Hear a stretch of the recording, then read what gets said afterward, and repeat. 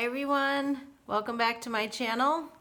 Coming to you today on a snowy, wintry day, January 19th, 2020.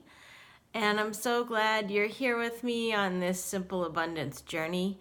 We're again following along in Sarah Von Bronick's book, Simple Abundance, her new 2019 edition of the book. And you know, this week we've been exploring the principles individually through the intro entries, if you will, where she's giving us a little taste of each one of them. And today is the final one, which is joy. And as I sat down to think about what to say about it today, I don't think there's any way to summarize anything better than a few of the lines that she says right near the beginning of the entry. So I'm going to read what she says. The Simple Abundance journey takes us to undiscovered territory. We learn each day how cultivating gratitude tills the soil of our soul, and then how the seeds of simplicity and order send their roots down deep into the earth of our everyday experience. Isn't that so juicy? I love that.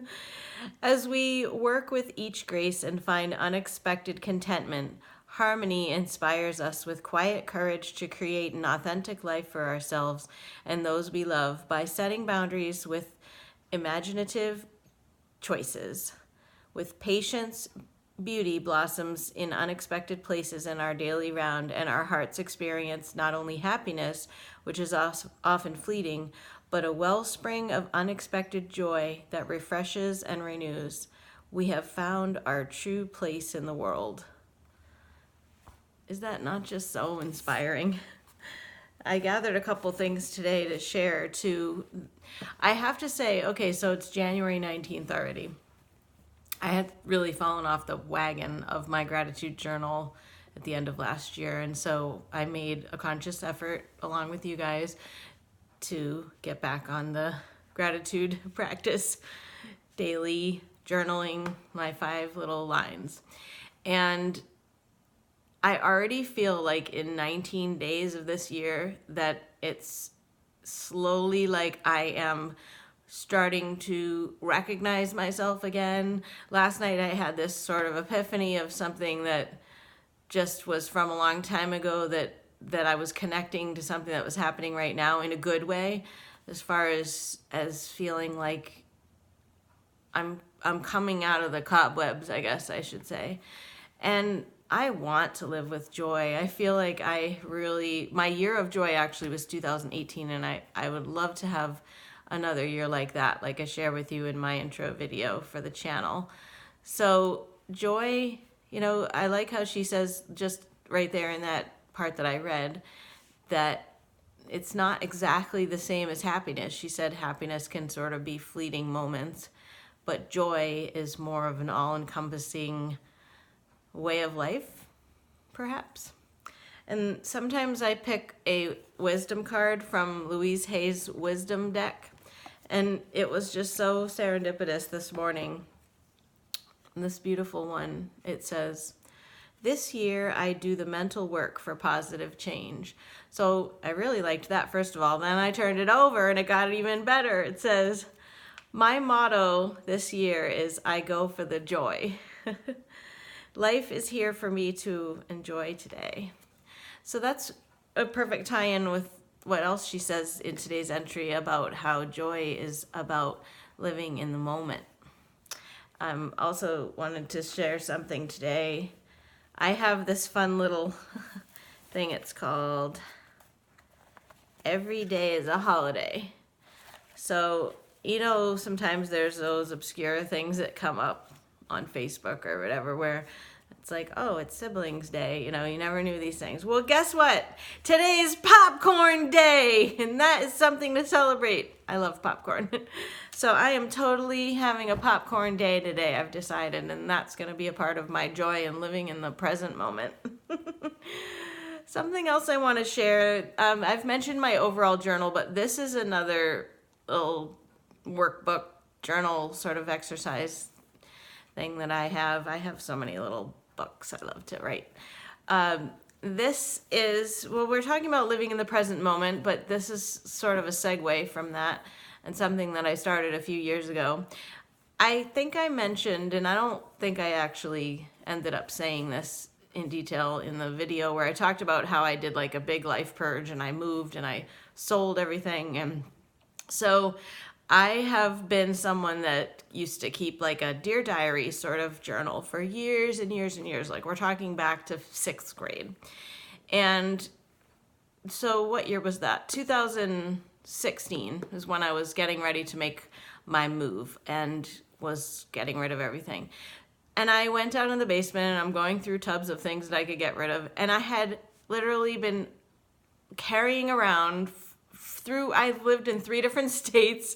I've moved multiple times and carrying around this giant thing of all these old journals. And I started opening them, and of course, I actually did save, like I saved the 6th grade one. I think I saved my 11th grade one. There were a couple of them that I like just couldn't part with because I did read through. But I'm reading through other ones more from my adult life, and it maybe been like a 10-year time span, and I'm opening up going, wow, this could still be today. Like, what is going on? I continue to tell the same exact story.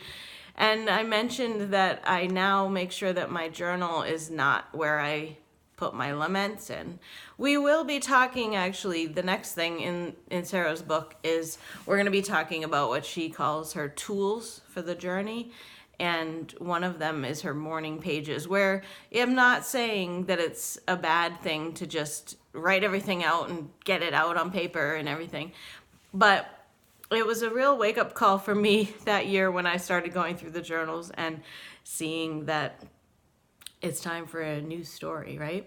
So how does this tie into what I just showed you? So what I started doing is something that in some circles is called visioneering, where you are scripting out something that hasn't necessarily happened yet, but you're writing in a way that it actually has. So it's kind of like a little fun little fantasy journal, if you will. So what do I have in here? So I have things like, I'll just turn to one. So I wrote an entry about how I gave my dad a car outright, like that I paid for in cash, And so what you're doing as you're writing out these things is that you're really writing like it actually happened, and you're capturing that feeling and really connecting to the joy of it.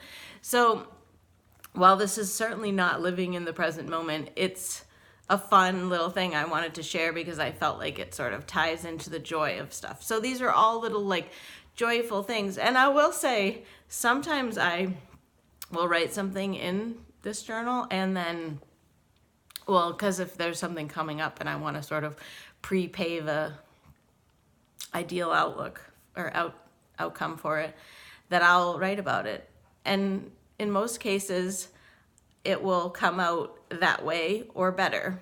And that ties into something that Sarah said in today's entry too, about how typically life is going to show us what we expect it to show. It's going to be a self-fulfilling prophecy if we're going to be waddling in despair, and then life is going to just keep continuing regurgitating that to us, right?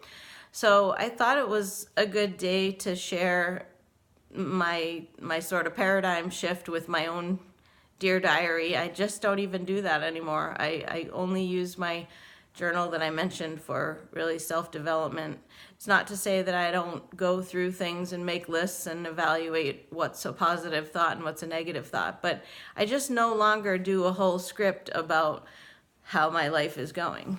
I've just stopped doing that. I just feel like it's time to write a new story, and I get more pleasure out of these fun stories. And I'll be just going through my day and all of a sudden thinking, maybe it's a vacation or something. I saw something on TV and thought, wow, that would be a neat place to visit. And then I think, I'm going to write something in my visioneering journal about going there.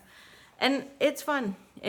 I think it adds to the joy of life. It adds to the fun of life. And I'd love to know if you like this idea, or if you maybe have something like this of your own. I'm a very visual and expressive person, so I do like writing it out, but I've also been known to just elaborately create things in my head as well, and I could easily connect to the feelings that come up when I do those things, and I try to do that. If I'm getting into a negative frame of mind, I try to go to certain situations or things that I consider to be like in the fifth dimension, and to connect with those things and connect with my soul. So I hope that you're feeling just as awakened as I am right now, because it's, like I said, it's only the 19th day of the year, and I think a lot of it also is knowing that I made this commitment to you guys to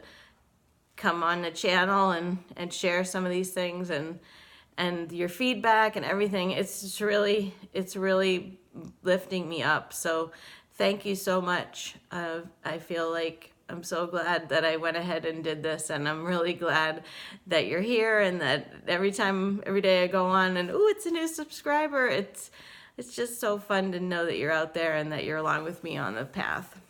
So we're going to have a great 2020, and like I said, we are going to be getting in next to some of the tools, and I love some of them. I'm so excited to share with you some of the tools for our journey. And as I said, as we've been just discovering all these principles together and how they're interwoven, we are going to be, of course, like the whole year is going to be fashioned around these principles. Again, if you're just joining me and you're like, what are all these principles she's talking about? The principles of simple abundance are joy, harmony, beauty, order, simplicity, and gratitude.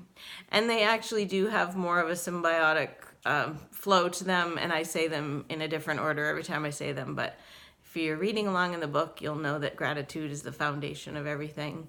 And again, thanks for letting me share that it's already having a positive impact, even just 19 days into the year. So I hope you're cozy and warm today, and I will see you again this week as we go further into our journey.